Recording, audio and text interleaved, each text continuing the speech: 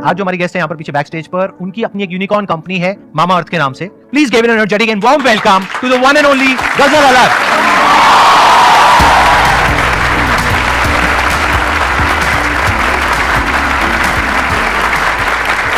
Please. इस session को हम दो पार्ट में डिवाइड करेंगे। पहले पार्ट में मैं इनसे समझने की कोशिश करूंगा कि इन्होंने क्या किया, किस तरीके से किया, इनसे कुछ क्वेश्चंस पूछूंगा। उसके बाद में जो हमारे पास में सेकंड हाफ होगा, तो उसमें आप लोगों के माइंड में जो भी क्वेश्चंस होंगे वो आप इनसे पूछ सकते हैं। आप थोड़ा सा बताएंगे अपनी जर्नी के बारे में कि आपने कैसे शुरू किया। मामा अर्थ एक्चुअली शुरू हुआ था जब मैंने अपने फर्स्ट बेबी को जन्म दिया था। दिस इज 2014 एंड इस टाइम पे मैं न्यूयॉर्क, एक्चुअली उससे पहले न्यूयॉर्क रह के आई थी। मैं वहाँ पे आर्ट एजुकेशन ले रही थी और उस समय वहाँ पे एक पूरी मूवमेंट चल रही थी जहाँ ये बहुत बड़े एक ब्रांड के प्रोडक्ट्स जो हैं शेल्फ से उठाए जा रहे थे, बिकॉज बोलने में आया था कि उनमें कैंसर कॉजिंग इंग्रेडिएंट्स होते हैं। तो आई थिंक वहाँ से एज ए न्यू मदर बहुत ज़्यादा डिस्कम्फर्ट शुरू हुआ कि यार इंडिया के बच्चे या मेरा बच्चा ये डिजर्व नहीं करता है। तो पहले शुरू किया बाहर से प्रोडक्ट्स मंगाना, बट वो बहुत एक्सपेंसिव था। मैं मिडिल क्लास फैमिली से आती हूँ, हम तो मतलब वो महीने का खर्चा लाइन बाय लाइन ऐसे होना चाहिए, 80% जो है सेविंग होनी चाहिए, 20% में खर्चा चलाना है, उस वो माइंडसेट से आए थे। तो वहाँ पे वो बाहर से प्रोडक्ट्स मंगाना जो है बैठ नहीं रहा था। तो वहाँ पे पहले तो बहुत क्रिप किया, मतलब जैसे एक वाइफ अपने पति के पास जाके बोलती है कोई कुछ कर क्यों नहीं रहा है, इंडिया में ये प्रॉब्लम है, सॉल्व क्यों नहीं कर रहा है। और वहाँ से शुरुआत हुई थी मामा अर्थ की। दिसंबर 2016 में हमने ब्रांड लॉन्च किया था 6 बेबी केयर प्रोडक्ट्स के साथ। और उस टाइम हमारा विजन था कि ये ब्रांड सिर्फ बेबीज़ के लिए है, उतना ही रहेगा। कैटेगरी भी छोटी थी, बट हमें उस टाइम लगता था 100 करोड़ का ब्रांड बना लिया, मतलब we would have killed it, right. ये तो बहुत अच्छा कर लेंगे हम, उससे ज़्यादा तो एस्पिरेशन क्या हो सकती है। बट जैसे जैसे, क्योंकि हम कंज्यूमर्स की बात सुन रहे थे, उन्होंने ही हमें बोला कि सिर्फ बेबी क्यों, मम्मियों को भी तो चाहिए ये वाले प्रोडक्ट्स। बेबीज़ जो है मदर्स के इतने क्लोज रहते हैं, तो वहाँ से मदर्स के लिए प्रोडक्ट बनाने शुरू किए।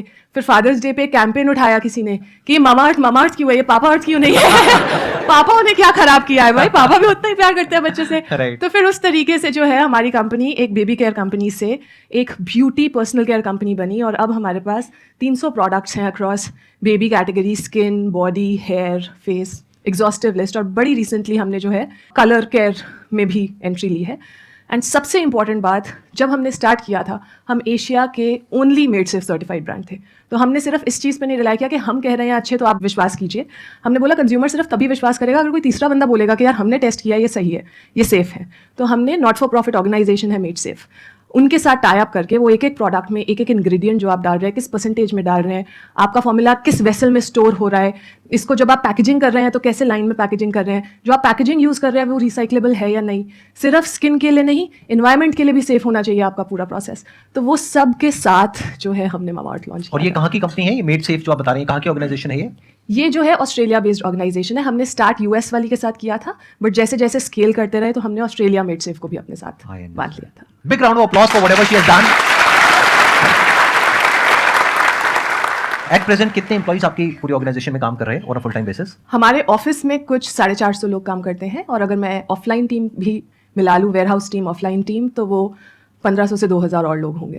And it's a D2C brand, right? It's a D2C। तो जब हमने स्टार्ट किया था तो हमने जो है डायरेक्ट टू कंज्यूमर बेचना शुरू किया था, मार्केट प्लेसेस से स्टार्ट किया था। और 6 महीने के बाद जो है हमने धीरे धीरे लर्न किया, जैसे जैसे कंपनी बनाई, उसमें शॉपिंग कार्ट डाला, फिर अपनी वेबसाइट से बेचा। तो पहले 3 साल हम ऑनलाइन फर्स्ट थे, 95% रेवेन्यू ऑनलाइन से ही आता था। बट जैसे जैसे हम बड़े होते रहे और क्योंकि हम कंज्यूमर की बात सुनते हैं, तो कंज्यूमर्स ने हमें बोलना शुरू किया कि हम आपको ऑफलाइन में भी देखना चाहते हैं, क्योंकि आपके कुछ प्रोडक्ट्स हैं जो हम टच फील करके खरीदना चाहते हैं। तो फिर हमने ऑफलाइन एक्सपैंड करना शुरू किया।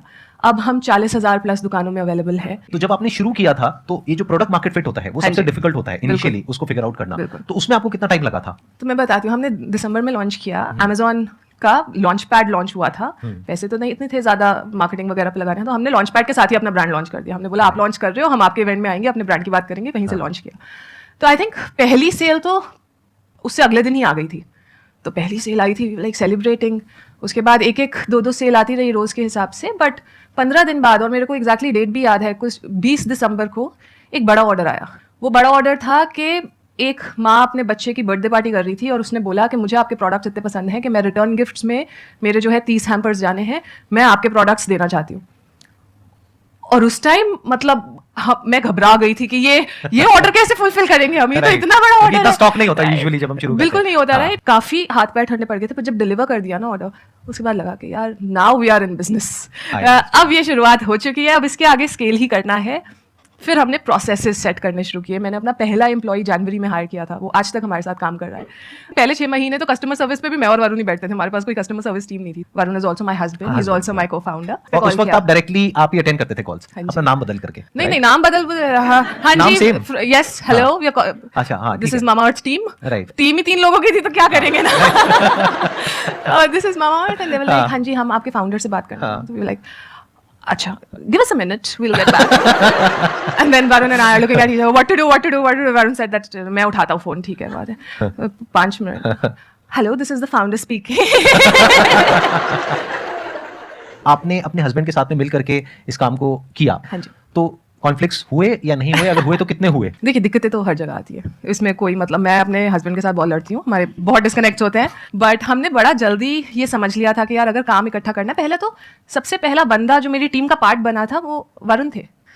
आप समझिए कि जब आप बिजनेस शुरू कर रहे हैं, पहले तो सारे ही आसपास काफ़ी डाउट कर रहे होते हैं कि यार क्या ज़रूरत है, इतनी अच्छी लाइफ जी रहे हो, इतना कंफर्टेबल है, बच्चा इतना यंग है, ये सारा लाइफ या अपना बच्चा आप रिस्क में क्यों डालना चाहते हो?